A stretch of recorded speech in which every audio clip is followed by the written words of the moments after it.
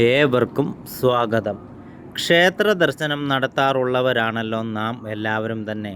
ഓരോ ക്ഷേത്രങ്ങൾക്കും അതിൻ്റേതായ പ്രത്യേകതകൾ ഉണ്ട്. ആയതിനാൽ തന്നെ നാം ഓരോരുത്തരും ഓരോ ക്ഷേത്ര ദർശനം നടത്തുമ്പോഴും പ്രത്യേകതകൾ എന്തെന്ന് മനസ്സിലാക്കി വേണം ക്ഷേത്ര ദർശനം നടത്താൻ. ഇല്ല എങ്കിൽ ഗുണത്തിന് പകരം ദോഷമായിരിക്കും ഉണ്ടാവുക.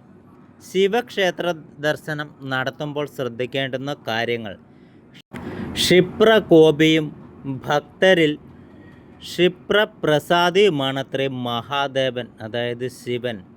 ആയതിനാൽ തന്നെ ശിവക്ഷേത്ര ദർശനം നടത്തുമ്പോൾ വളരെയധികം ശ്രദ്ധയും ചിട്ടയും പാലിക്കേണ്ടതുണ്ട്. ഹൈന്ദവ വിശ്വാസപ്രകാരം പൂർണ്ണതയുടെ ദേവനാണത്രേ മഹാദേവൻ. അതിനാൽ ഭഗവാനു പൂർണ്ണ പ്രദക്ഷിണം പാടില്ല എന്നുള്ളതാണ് വിശ്വാസം. ശ്രീകോവിലിൽ നിന്നുള്ള ഓവിലൂടെ ഒഴുകുന്ന ധാരജലം ഭഗവാന്റെ ജടയിൽ നിന്ന് ഉത്ഭവിക്കുന്ന ഗംഗാദേവിയായി സങ്കല്പിക്കപ്പെടുന്നു അത്രേ. ഈ ഓവ് മറികടക്കാതെ പ്രദക്ഷിണം ചെയ്യുമ്പോൾ ബലിക്കല്ലുകൾ എപ്പോഴും ഭക്തൻ്റെ വലതുഭാഗത്ത് വരുന്ന രീതിയിലാവണം എന്നാണ് പഴമക്കാർ പറയുന്നതും ചിട്ടയും. പ്രദക്ഷിണം വെച്ച് ഓവിനരികെ എത്തുമ്പോൾ ശ്രീകോവിലിൻ്റെ താഴികക്കുടം നോക്കി പ്രാർത്ഥിക്കണം അത്രേ.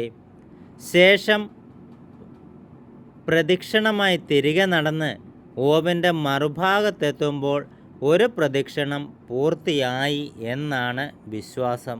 ഇവയൊന്നും കൂടാതെ ശിവവാഹനമായ നന്ദികേശനെ വണങ്ങിയ ശേഷം മാത്രമേ പഞ്ചാക്ഷരി ജപത്തോടെ ഭഗവാന് 3 പ്രദക്ഷിണം പാടുള്ളത്രേ.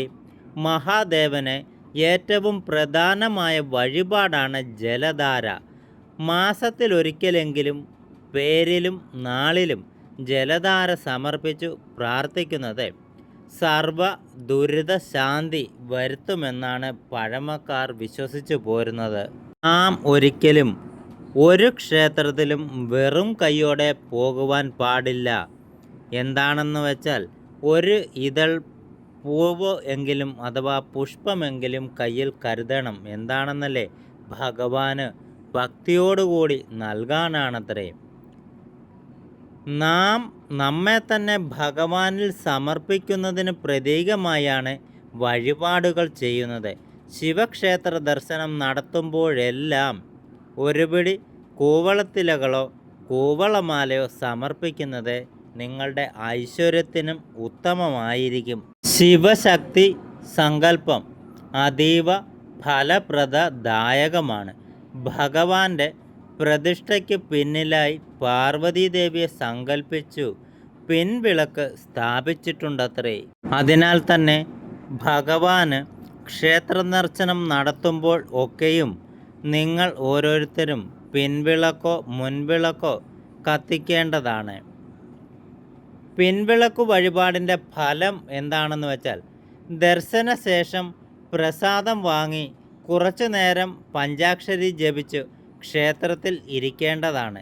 മൃത്യുഞ്ജയ മന്ത്രം, ശിവപഞ്ചാക്ഷരി സ്തോത്രം എന്നിവ ജപിക്കുന്നതും ഇരട്ടി ഫലപ്രദദായകമാണ്.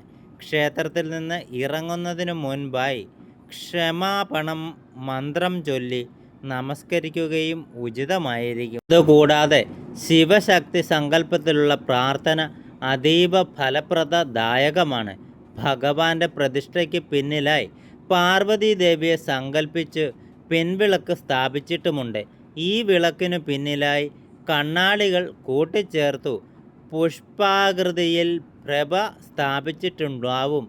ഈ പ്രഭയിൽ പിൻവിളക്കിലെ ജ്വാല അനേകം ജ്വാലകളായി പ്രതിഫലിക്കുന്നതായി നമുക്ക് കാണാൻ സാധിക്കുന്നതാണ്.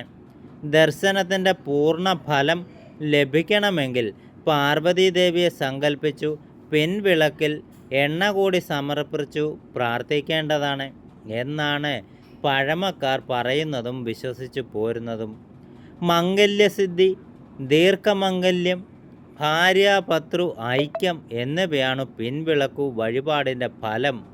ദർശനശേഷം പ്രസാദം വാങ്ങി കുറച്ചു നേരം പഞ്ചാക്ഷരി ജപിച്ചു ക്ഷേത്രത്തിൽ ഇരിക്കുന്നതും ഉത്തമമാണ്.